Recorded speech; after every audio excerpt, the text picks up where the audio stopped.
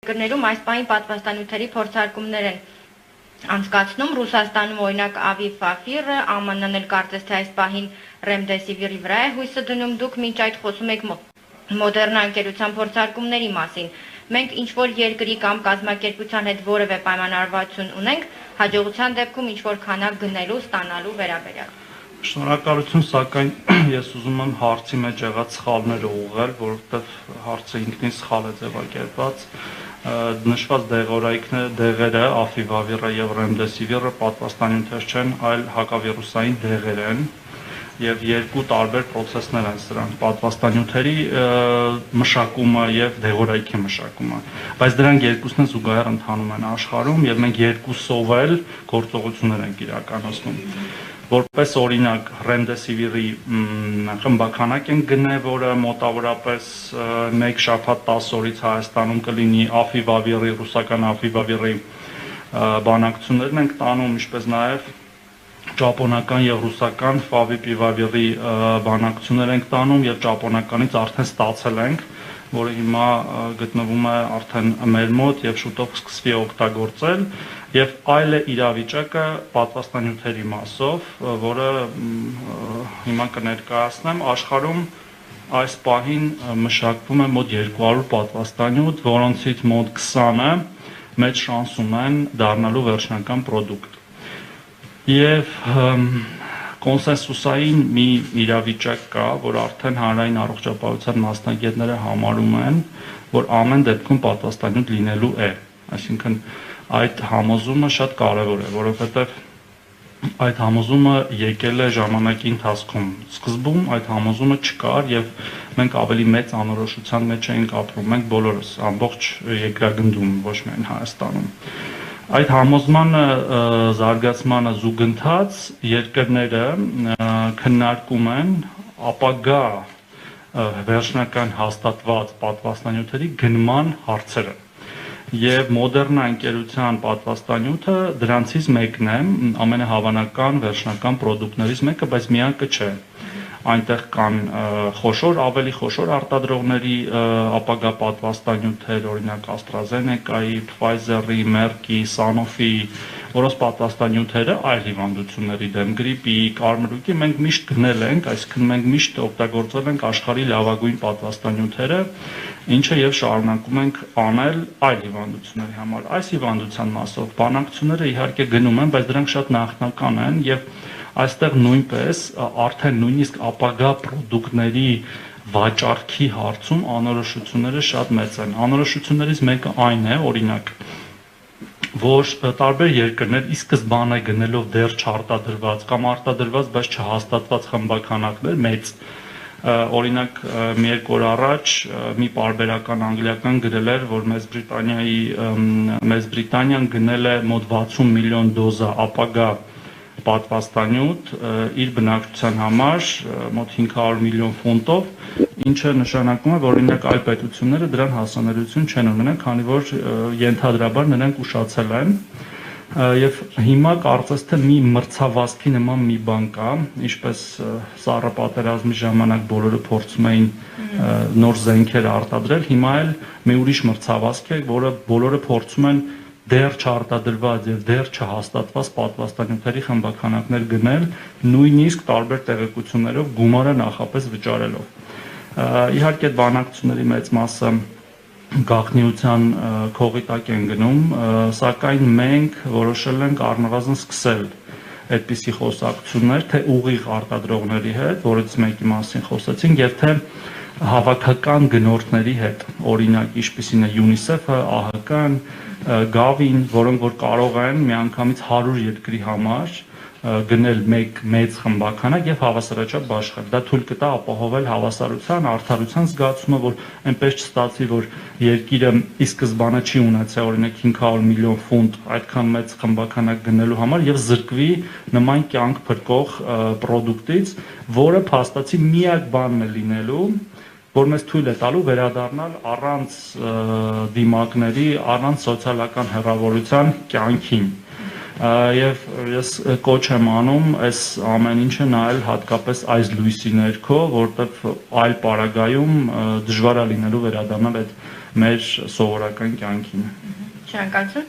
Պատվաստանյութի թեման շարունակելով Նաիրա Փազյան H2 լրաբեր պատվաստանյութերը տարիներով փորձարկվում են հետո նոր կիրառվում կորոնավիրուսի վակցինայից հաշմանդամություն ձեռք բերելու մահացության ցուցանիշների տոկոսների վերաբերյալ ինչ ուսումնասիրություններ են արվել եւ ինչ արդյունքի են հանգել։ Ես իհարկե այս նման հարցերի ենթատեքստերը հասկանում եմ, բայց կարծես թե արդեն պատասխանեցի թե ինչ process-ում է կորոնավիրուսի մոտ 200 վակցինա եւ մոտավորապես 20-ը, որոնք որ ավելի մեծ հավանականությամբ կդառնան վերջնական product։ Պատվաստանյութերը այո փորձարկվում էին տարբեր ժամանակահատվածներում, տարբեր տարիներով, եղել են 10 տարի փորձարկված, եղել են 3-4 տարի փորձարկված, սակայն իրավիճակը եւ գիտական առաջընթացը թույլ է տալիս մեզ փորձարկումները անել ավելի արագ, մեզ նկատի ունեմ ասելով ամբողջ մարդկությանը եւ մենք երբեք մեզ չեն կարող դնել դուրս եկագնդից։ Իսկ փորձարկումները արվում են 3 ֆազայով, առաջի, երկրորդ եւ երրորդ, փոքրաթիվ մարդկանց վրա, ավելի շուտ նույնիսկ կա մինչ կլինիկական փորձարկումներ կենդանիների վրա, հետո փոքրաթիվ մարդկանց վրա, տասնյակների, հետո հարյուրների վրա եւ հետո 10,000 եւ ավելի մարդկանց վրա եւ նրանց արդյունքների ամփոփումից հետո են միայն դրանք ստանում վերջնական գնահատական, երբ որ գնահատվում է 3 հիմնական բան։ Մեկը ինչքանով են նրանք առաջացնում հակամարմիններ, ինչ մակարդակի եւ ինչ դոզայով ներարկելու դեպքում, երկրորդը դա անվտանգությունն է, արդյոք առաջացնում է մարդու վրա այլ հետևանքներ, եւ երրորդը համաճարակաբանական նշանակությունն է, ինչքանով են նրանք իջեցնում տոկոսը վարակվածության, որտեղ մենք ունենք օրինակ հիմա այլ օգտագործող վակցիաները, որոնք կարելի ասել 100%-ով համաճարակաբանական ակտիվությունը իջեցնում են եւ մենք փաստացի օրինակ չունենք կարմրուկի որևէ դեպք, բայց կան վակցիաներ, որոնք ինչ որ տոկոսով են իջացնում, օրինակ նույն գրիպի վակցինան։ Եվ կրկին անդրադառնալով հարցում ձեր այստեղ նշված մահացության, հաշմանդամության վերաբերյալ արտահայտություններին ուզում եմ ընդհանրապես ասել, որ բազմիցս նշել եմ եւ հիմա էլ հաստատում եմ, որ վակցինաները մարդկության պատմության մեջ հայտնաբերված երբևէ ամենաանվտանգ բժշկական միջամտություններն են, ամենաանվտանգ, ավելի անվտանգ, քան օրինակ սննդային թունավորումները, որոնք ավելի շատ մարդ են սպանում, քան վակցինաները, որոնք ընդհանրապես մարդ չեն սպանում, եթե ճիշտ են օգտագործվում, հակացությունները ճիշտ են պահպանվում, եւ մենք բարեբախտաբար երկար տարիներ որևէ լուրջ կողմնակի էֆեկտ պատվաստանյութերից չենք ունեցել եւ աշխատելու ենք չունենալ։ Շնորհակալություն։ Շնորհակալություն առավոտ-եմ Նելի Բաբայան, պարոն նախարար, կառավարության նիստում հայտարարեցիք կորոնավիրուսի պատվաստանյութ ձեռք բերելու շուրջ բանակցությունների մասին։ Այս հայտարարությունից հետո որոշ շրջանակներ կասկածներ հայտնեցին Մոդեռնայի պատվաստանյութի անվտանգության մասին։ Խնդրում եմ ասել, ինչ տեղեկություններ կան այդ պատվաստանյութի վերաբերյալ, դրա անվտանգության, դրա հետազոտության արդյունքների եւ որակի մասին։ Հասկանալի է, որ պատվաստանյութը դեռ պատրաստի արտադրանք չէ, բայց դուք հայտարարել եք, որ այդ վակցինան ամենահավանական թեկնածուն է։ Ես արդեն նշեցի, ամենահավանականներից մեկն է, բայց ոչ միակը, հավանաբար լինելու են այդ իմ ասած 20-ի մեջից մինչև 5 վերջնական product, միգուցե նաև ավել, սակայն այդ հարցի պատասխանը տրվելու է կլինիկական փորձարկումների 3-րդ փուլի ավարտից հետո, որոնք կատարվում են աշխարհի տարբեր երկրներում, ինչ վերաբերում է որոշ շրջանակների կասկածների մասին, դե որոշ անմեղսունակ շրջանակների երկարատև կասկածներին նույնիսկ չեմ էլ ուզում անդրադառնալ, նրանց անմեղսունակությունը ժամանակն է ապացուցել եւ իրանք շարունակում են դրա վրա կառուցել իրենց մարտավարությունը, փորձելով հույզերի վրա խաղալով մարդկանց մեծ հակապատվաստումային արշավ առաջացնել, ինչը անխուսափելիորեն ռիսկ է պարունակում մեր քաղաքացիների առողջության եւ կյանքի համար եւ մենք պետքա մեր ճշգրիտ կրթական եւ տեղեկատվական ինֆորմացիայով փորձենք այդ անմեղսունակությունը ճնշել, որտեղ այլ տարբերակ չկա։ Այս մասով երևի վերջ մյուս հարցին։ Շնորհակալություն։ Հաջորդ հարցը թեստավորմանն է վերաբերում, պարոն նախարար, արդյոք կա քննարկում, այսպես ասած, կորոնավիրուսի դեմ պայքարի ռազմավարությունը փոխելու ուղղությամբ, օրինակ թեստավորման ծավալն ավելացնել։ Մենք հիշում ենք, դուք մշտապես պնդում եք թեստավորում են ըստ ցուցումների։ Համաճարակաբանների կարծիքով վարակի տարածումը կանխելու համար հարկավոր է թեստավորման քանակն ավելացնել։ Ինչն է խանգարում գնալ այս ճանապարհով, ֆինանսական բեռ է, թե թեստերի պակաս։ Եթե կարելի է ձեր թույլտվությամբ թեստավորման հետ կապված նաև հարց է ուղղել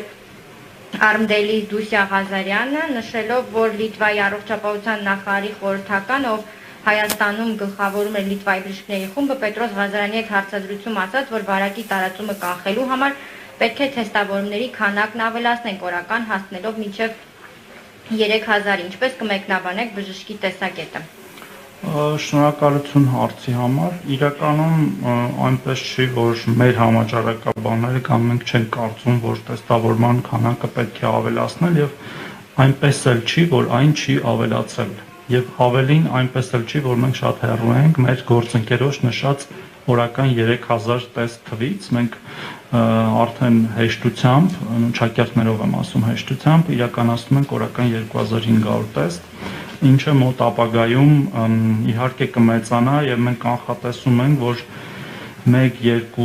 մաքսիմում 3 շաբաթվա ընթացքում հզորությունների մեծացմանը զուգընթաց մենք միայն մեր լաբորատորիաներում, այսինքն պետական պատվերի շրջանակներում իրականացվող տեստավորումների քանակը կհասցնենք ներուժը մոտավորապես 3000-ի եւ դրան զուգահեռ աշխատող մասնավոր լաբորատորիաների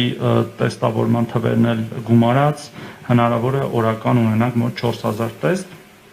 սակայն տեստավորումը ինքնին պետք է հիշենք, որ ընդհանրապես միջոց է հայտնաբերելու քաղաքացիներին երկու նպատակով՝ մեկուսացնելու թեթև ձևերը եւ նրանց կոնտակտավորներին եւ բուժելու։ Բուժական առումով ես կարող եմ վստահեցնել, որ որևէ մեկը դուրս չի մնում, այսինքն բոլոր ցուցում ունեցող, հետեւաբար բուժման կարիք ունեցող քաղաքացիները տեստավորում են, մենք բաց ունենք ավելի շատ ասիմպտոմ դեպքերի հայտնաբերելու, որը այո, ծավալների մեծացմանը զուգընթաց կկատարվի եւ ես ուզում եմ հիշեցնել, որ կարծես թե սովորական է դարել օրինակ 2000 եւ ավելի տեստ անելը, բայց օրինակ մի տարի առաջ Հայաստանում մեկ ամսում նույնիսկ 2000 PCR հետազոտություն չի արվել, այսինքն այս ամեն ինչը ձևավորվել եւ մեծացվել է։ Մենք ամենասկզբում օրական 200-300 երբ որ անում էինք, դա համարում էինք մի ահռելի մեծ թիվ։ Հիմա 2500-ը սովորական է դարձել մեր համար եւ մենք ակնկալում ենք ավելի շատ անել, ինչը իհարկե կանենք, իսկ դժվարությունները տարատեսակ են, սկսած մարդկային ռեսուրսներից, որտեղ ՊՇՌ տեստավորումը ինքնին շատ բարդ գիտական, նույնիսկ կարելի ասել, դա մի գիտություն է, մի ՊՇՌ տեստավորում անելը եւ ոչ թե պարզապես մեխանիկական գործողությունների հաջորդականություն եւ պահանջում է բարձր որակավորում ունեցող